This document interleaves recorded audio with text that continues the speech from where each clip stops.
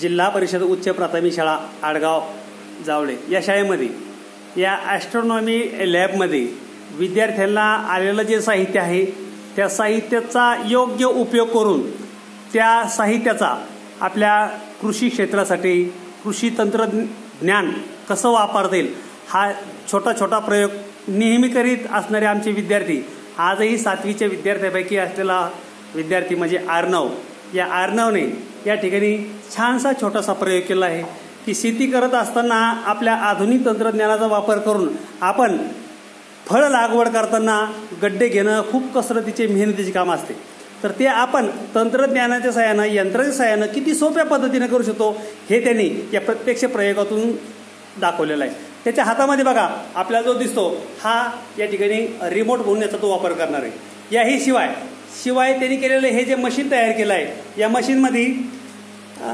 हे जे मोटर या ठिकाणी फिट केली गिअरबॉक्स आहे आणि याच्या सहाय्याने हे जे समोरचं दिसतं याद्वारे तो काय करणार आहे तर प्रत्यक्ष होल कसं पाडवतो हे आपल्याला दाखवणार। बघा हे असं खाली होईल, ते खाली झाल्यानंतर आणि प्रत्यक्ष कृती रिमोटच्या सहाय्यानं असं होल पाडलं जातं आणि हे होल पाडल्यानंतर या ठिकाणी हे मशीन जे त्यांनी दुसरं एक मशीन तयार केलेलं आहे या मशीनीच्या सहाय्याने जे रोपं आहे ते रोपं लावलेल्या होलमध्ये असं आणून त्या ठिकाणी पडलं जाईल आणि रोपाची लागवड केली जाईल।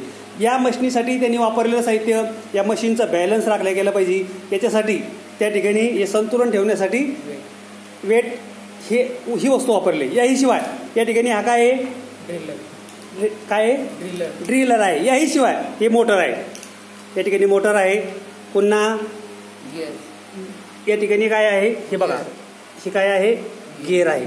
असे वेगवेगळे पार्ट जोडून त्यांनी छानसं मशीन तयार केलेलं आहे आणि हा प्रयोग तो सतत नेहमी असे वेगवेगळे प्रयोग आपला वर्गातील जे विद्यार्थी यांच्या मदतीने तो करत असतो। हे 7वीचे विद्यार्थी आहे आमच्या आडगाव जिल्हा परिषद उच्च प्राथमिक शाळा या शाळेतील। याही शिवाय शाळेतील या माझ्या विद्यार्थिनी आहे, या विद्यार्थिनीही या प्रयोगासाठी सतत नेहमी करणाऱ्या प्रयोगासाठी त्याला प्रोत्साहन देत असतात। आत्ताच नुकताच जिल्हा स्तरावर देखील आमच्या प्रयोगाचा आमच्या शाळेचा क्रमांक देखील आलेला होता, जेणेकरून मुलाला रोबोटिक साहित्याचा उपयोग कसा केला पाहिजे हा समजावणारा हा प्रयोग आहे। अर्णव, तुझं खूप खूप अभिनंदन, तू प्रत्यक्ष या ठिकाणी आता कृती करून दाखव।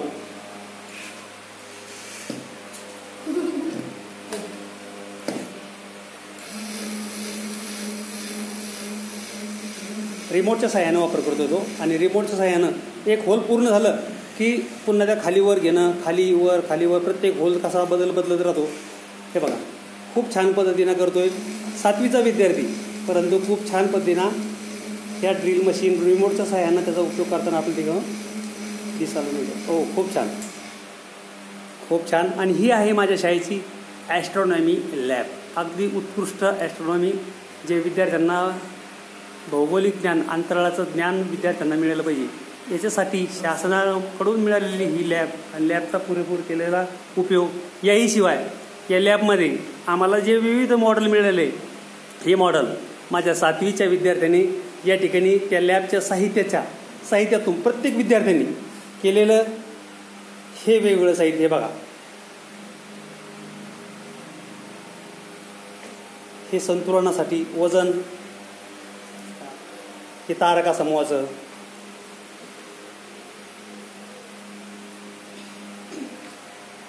उपग्रह, हे असे वेगवेगळे जे मॉडेल आहे हे प्रतिकृती हे आमच्या मुलांनी या ठिकाणी बनलेलं आहे। याही शिवाय ही रोबोटिक लॅबमध्ये हे मिळालेलं साहित्य आणि या साहित्याचाही उपयोग आमच्या मुलांनी नेहमी करत असतात।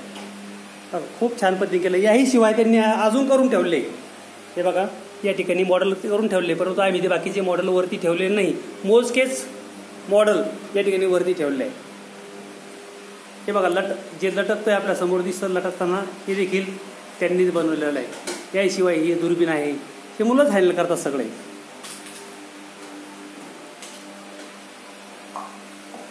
ही लॅब ही शास्त्रज्ञ हा मंगळ ग्रह त्या प्रतिकृती खूप सुंदर आहे, जेणेकरून भविष्यातील अंतराळवीर तयार करण्याचा एक छोटासा प्रयत्न।